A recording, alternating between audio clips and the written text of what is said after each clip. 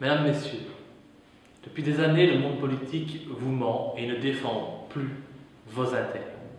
Jamais dans l'histoire de notre pays et de notre monde, le gouffre entre le peuple et les responsables politiques censés les représenter n'a été aussi profond qu'aujourd'hui. Les hommes politiques n'écoutent plus le peuple, et au contraire, ils le méprisent un peu plus chaque jour. Alors que les Européens subissent les conséquences d'une crise économique créée de toutes pièces par ceux qui nous dirigent, nos représentants politiques n'ont comme seule et unique solution que de demander aux citoyens innocents de se serrer la ceinture et de faire toujours plus d'efforts. Petit à petit, la classe moyenne est en train de disparaître. La pauvreté se développe dans des couches de la population jusqu'ici épargnées par les difficultés financières. A contrario, ceux qui profitent du système ne cessent, eux, de s'enrichir à coups de millions d'euros. Et si nous continuons ainsi, nous vivrons dans un monde bipolaire, avec d'un côté les très riches, qui nous dirigeront sans se soucier de nos préoccupations et de nos intérêts, et de l'autre côté les pauvres, qui seront de plus en plus nombreux. Cette régression sociale n'est pas tombée du ciel, elle n'est pas inéluctable. Si nous en sommes là où nous en sommes aujourd'hui, c'est à cause des politiques menées ces 80 dernières années en Europe et dans le monde. Des politiques qui n'ont eu comme objectif que la croissance, le développement économique, le fric à tout prix au détriment des peuples, de leur bien-être, de l'écologie et de la nature, vus bien trop souvent comme de simples et uniques objets de production. L'éthique, l'humanisme, le respect des êtres vivants, de tous les êtres vivants, les valeurs de solidarité, d'entraide ou encore l'amour du pays ont totalement disparu des actes de nos dirigeants politiques. Et je peux vous le dire en connaissance de cause, car ce monde politique, je le fréquente au plus haut niveau de l'État depuis mon élection, en juin 2010, comme député fédéral à la Chambre des représentants. Et quand j'ai été élu, j'étais plein de confiance envers notre système politique. J'étais persuadé que les hommes et les femmes politiques de ce pays, mais aussi d'Europe, travaillaient dur pour le bien de nos concitoyens. Je pensais que le politique protégeait les habitants de ce pays, que les élus travaillaient avec sérieux et acharnement. Je pensais qu'ils étaient pour la plupart des élus intègres, qui considéraient le bien de tous comme leur seule et unique priorité. Après 3 ans, dans ce qu'on peut appeler le microcosme politique, je dois bien reconnaître que je me suis trompé, que ma vision ne correspondait pas à la réalité. Et donc c'est une énorme désillusion pour l'idéaliste que je suis. En fait, avant de défendre les intérêts du peuple, les politiciens d'aujourd'hui ne nourrissent qu'une ambition personnelle, qui les pousse à uniquement défendre leurs intérêts personnels ou les intérêts de leur parti. Aujourd'hui, tous les partis politiques sont soutenus financièrement par de lourds lobbies. Ce sont les intérêts particuliers et les intérêts financiers qui guident les décisions de nos responsables politiques. Et l'intérêt du peuple, lui, ne fait plus partie de leurs préoccupations. Ils se moquent des citoyens, car ils savent de toute façon que quoi qu'ils fassent, que quelle que soit leur décision, ils seront réélus lors des prochaines élections, puisqu'ils disposent de l'argent nécessaire pour mener leur campagne, mais aussi parce qu'ils sont soutenus par ce nouveau pouvoir de plus en plus omniprésent, le pouvoir médiatique, qui crée les stars, censure les opposants politiques et manipule le résultat des élections grâce à leur désinformation de plus en plus importante. Si vous saviez, comme il m'est devenu impossible de regarder les journaux télévisés de ce pays, pourquoi me direz-vous? Tout simplement parce que je vis l'actualité de l'intérieur au quotidien. Et cela me révulse de voir à quel point cette actualité est transformée par notre presse qui a oublié le sens de l'objectivité. Nous ne pouvons plus accepter d'être pris pour des imbéciles par ceux qui nous dirigent.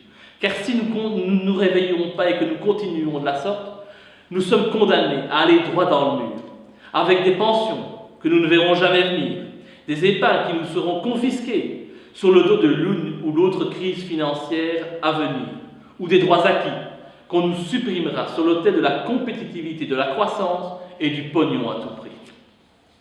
En ce qui me concerne, j'ai décidé, malgré les difficultés quotidiennes que je rencontre dans mes fonctions, malgré la censure que je subis, malgré les attaques de ceux qui me peinent d'appeler mes collègues, malgré que la presse ait décidé de me faire passer pour un débile mental, malgré les pressions de la justice, j'ai décidé de conserver mon poste de député fédéral, même s'il consiste tous les jours à mener un combat digne de celui de David contre Goliath. Au sein d'un monde politique pourri, je tente de faire mon travail le mieux possible depuis 3 ans, y compris dans un dossier particulièrement sensible, le dossier Dutroux, dont mes révélations, pourtant basées sur des pièces existantes du dossier, m'ont valu les pires ennuis dont un lynchage médiatique toujours en œuvre aujourd'hui. Soit, je suis suffisamment solide que pour supporter ces coups, et je le suis d'autant plus que les causes que je défends sont nobles. Quitter mon poste de parlementaire, ce serait abandonner la place à ceux qui nous oppriment, à ceux qui vous méprisent. Rendez-vous compte dans quel monde nous vivons. Ouvrez les yeux et dites-vous bien qu'un système qui méprise le peuple, comme c'est le cas aujourd'hui, vous mènera à la pauvreté. Comment peut-on accepter, par exemple, que le mot populiste soit aujourd'hui vu comme une insulte? Est-ce mal de se mettre du côté du peuple, de défendre ses intérêts et de se lever contre ceux qui, chaque jour, entendent restreindre nos droits? Je ne le crois pas. Être du côté du peuple, c'est être dans le camp du bien contre le mal. C'est défendre des valeurs essentielles de solidarité, d'amour de son prochain, de liberté et d'égalité. Être du côté du peuple ne revêt aucun caractère négatif.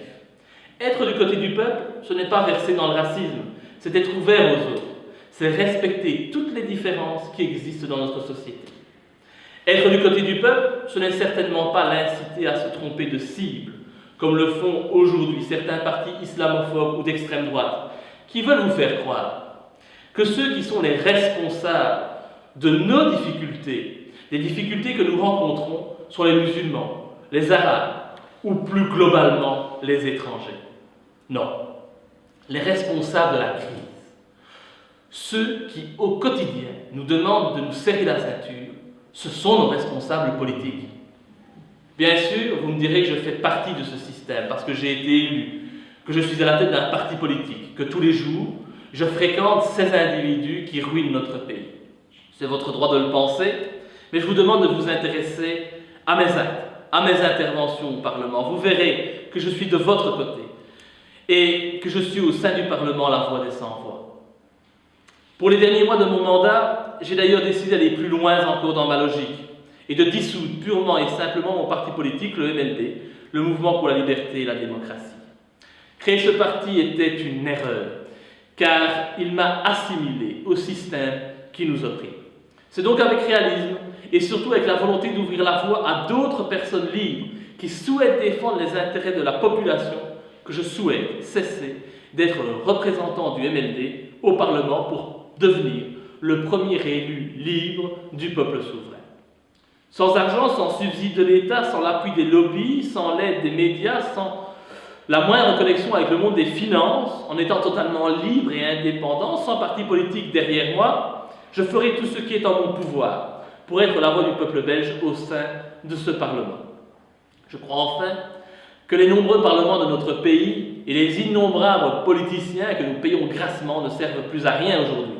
Dans un monde qui répond surtout aux diktats des États-Unis, qui se prennent pour les maîtres du monde, ou de l'Union européenne, cette pompe Afrique qui court à sa perte si elle ne se transforme pas rapidement en une Europe des peuples.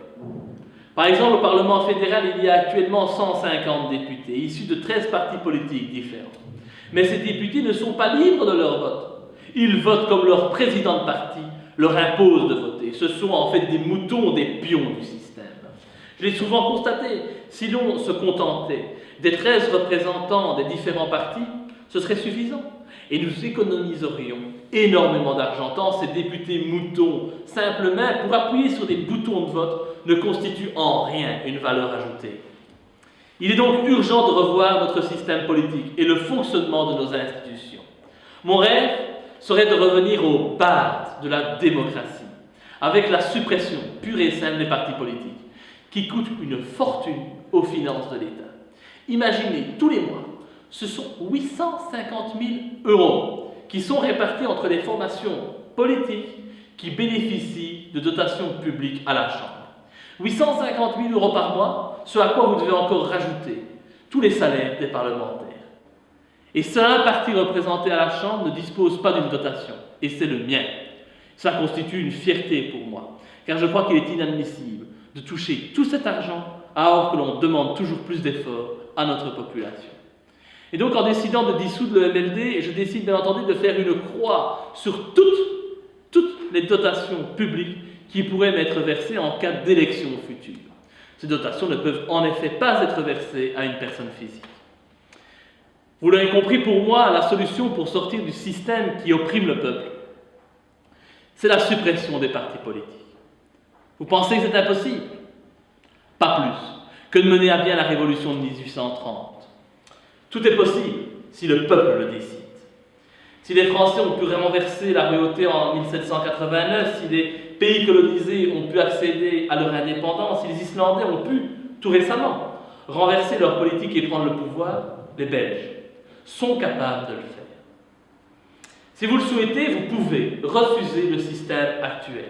Vous pouvez vous lever à mes côtés ou pas et recouvrir vos libertés. Imaginez comme notre pays pourrait mieux se porter libéré des diktats américains, des traités liberticides de l'Europe, des intérêts de la finance mondiale, des priorités des partis politiques qui ne sont pas les nôtres. Oui, un autre monde est possible. Pourquoi le Parlement ne devrait-il être réservé qu'aux partis politiques? Pourquoi ces partis touchent-ils des sommes folles, empêchant tout autre mouvement citoyen de naître? Pourquoi n'avons-nous plus rien à dire lors des élections? Pourquoi devons-nous toujours aller voter pour les mêmes individus? Notre Parlement pourrait sans problème devenir un Parlement du peuple, composé de citoyens normaux, tirés au sort, comme c'est le cas au niveau des jurys d'assises. Ces citoyens tirés au sort, sans le moindre quota linguistique, nommeraient les ministres sur base de compétences, et non comme c'est le cas aujourd'hui, pour placer les différentes personnalités des partis politiques. Vous rendez-vous compte qu'en 15 années, Loreto Colix, pour ne parler que d'elle, est passée à l'enseignement, à la justice et à la santé, sans avoir les compétences nécessaires à ces différents domaines. Et après, on s'étonnera que les décisions qui sont prises ne sont pas de bonnes décisions. Il convient donc de changer notre système, et le système que je propose serait indéniablement le gage d'une réelle représentativité du Parlement. Et je sais que cette vision est partagée par de plus en plus de personnes en Europe et dans le monde. Il faut se dire que la politique ne doit pas être réservée à une élite, car sinon, il ne faut pas s'étonner que les décisions qui sont prises ne le soient uniquement dans l'intérêt des riches contre les pauvres, des puissants contre les faibles. C'est pourtant ce à quoi nous assistons actuellement, et nous devons y mettre un terme. De plus, avec un tel système, je suis persuadé que nous reviendrions très rapidement à une Belgique unitaire, ce qui nous permettrait d'économiser énormément d'argent. Nous avons trop de parlements, trop de politiciens, trop de gaspillage.